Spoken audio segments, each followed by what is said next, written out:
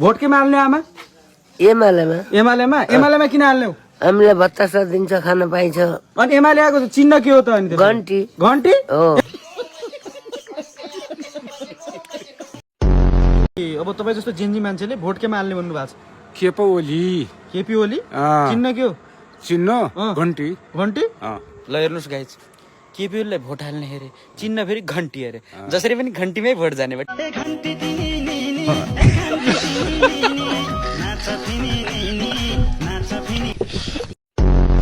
प्रधानमन्त्री बनाउन चाहनुहुन्छ कि पर्दैन? यो भातडा बनाउँछन् प्रधानमन्त्री। के छ भोट केमा हाल्ने त? भोट म जान्छु। हाम्रो घरमा काङ्ग्रेस एमाले भोट माग्न आयो भने के हुने भयो? हुन्छ भनिदिने हुन्छ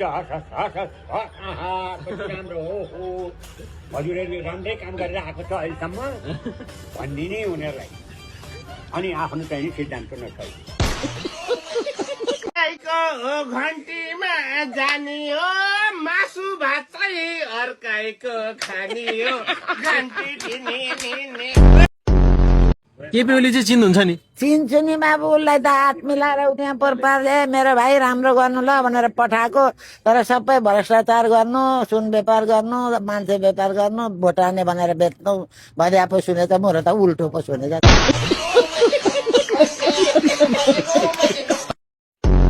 हामी त म त चुपचाप बस्दैन बाहिरबाट ठोक बाबु घन्टीमा भन्ने हो।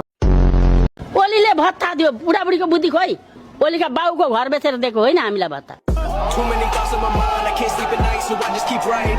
हाम्रा छोराछोरीले रिमिटेन्स पठाएको पैसा हो। अनि योभन्दा अगाडि चाहिँ कसलाई मतदान गर्नुहुन्थ्यो भन्नु मिल्छ? म त सबैलाई गर्थेँ। ओलीले धनी पूर्जा दिन्छु भनेर खप्पै पाएर चोरले, अब आयो भने जुत्ताको माला लाउँछु म टोलमा।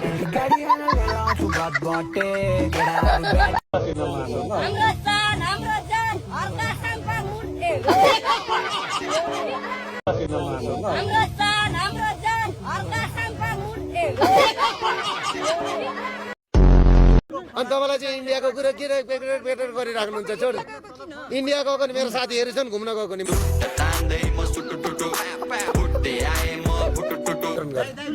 ठुलो तपाईँ भाइ यहाँ त्यो 20 लाख भन्दा मुनिको ऋण मिना हुन्छ नि। सुन्नुहोस् है, राम्रो बुझ्नु है, बिचमा प्याच्चा नसोध्नु सधैँ जस्तो। आउँदैछु म कुरा फेरि यहाँ आउँदैछु भन्दैछु त। चुनाव पछाडि त मै हो प्रधानमन्त्री, मै हो प्रधानमन्त्री। को हो त प्रधानमन्त्री? हे त्यस्ता मुला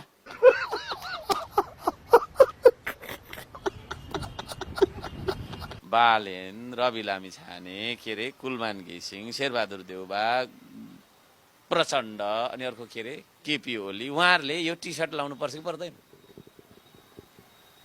म हुँ श्रमदाता, हेर्दिनँ म अरूको आश, खड्याङ खड्याङ बेल्चा गैँतिर कत्रा कत्रा हान्यो भने सुन्नु न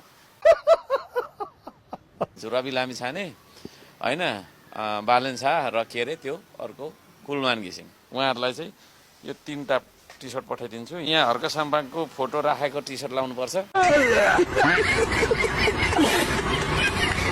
यो संसारकै जुनसुकै शक्ति आओस् हर्क साम्बाङलाई हल्लाउन सक्दैन। सक्दैन भन्दैछु त। यो देशको सगरमाथालाई हल्लाउन सजिलो होला, हर्क साम्बाङलाई हल्लाउन गाह्रो। सक्दैन।